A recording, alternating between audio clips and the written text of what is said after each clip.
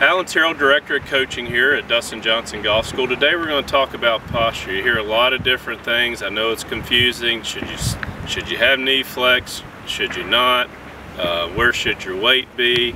And this is all in the family of balance. If we don't set up well, if we don't set up stacked, we're going to be off balance. One of the worst things you can be is moving too much to our heels, to our toes in our swing. We want to try to be as stable as we can. Stable swings obviously are more consistent swings.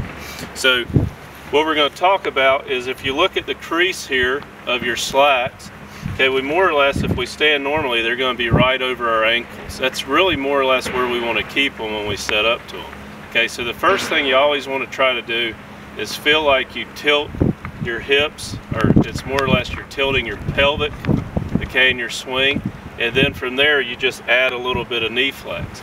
So if you have too much knee flex, you'll get weight back on your heels. If you get too straight with your knees, you'll get too much on your toes. Okay, you want to start hinge your hips first and then slightly flex our knees, okay, and then the last thing you're going to do is just shift your hips a little bit to the target. That's going to set your spine, so you have a little bit of side bend and a little bit of tilt away from the target at address.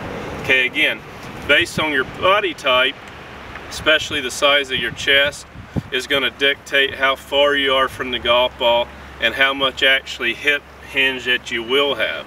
Someone with a larger chest, maybe not as flexible, is going to want to try to tilt their hips a little bit more, get a little bit lower. Someone with maybe longer levers, longer arms, longer legs are going to set up a little bit taller. Okay, but find the posture that's best for you. But remember, try to get your hips over your knees, over your ankles. Okay, try not to set up with your hips back. Try not to set up with your knees too locked and you too tilt over. Try to get everything stacked up so when we swing, we're in balance. And if you're in balance, you're going to be a better golfer.